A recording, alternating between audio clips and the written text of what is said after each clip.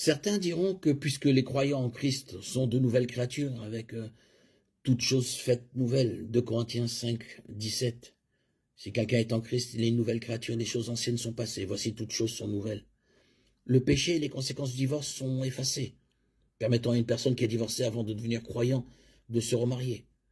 D'autres diront que si le péché du divorce a été expié par Christ, les conséquences du péché ne le sont pas, et donc une personne qui est divorcée avant de devenir croyant ne peut pas se remarier. Lorsque la Bible parle du mariage, elle ne parle pas seulement des chrétiens croyants qui se marient.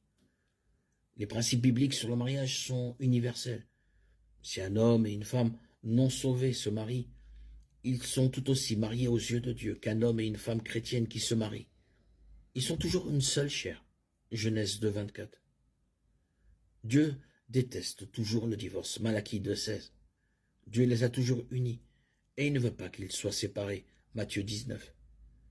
Bien que tous nos péchés passés, présents et futurs soient pardonnés lorsque nous sommes sauvés, le salut n'efface pas toutes les conséquences des péchés que nous avons commis avant de venir à la foi en Christ, ou des péchés que nous continuons à commettre. Jésus a payé la pénalité pour nos péchés, mais le péché a toujours des conséquences réelles et négatives.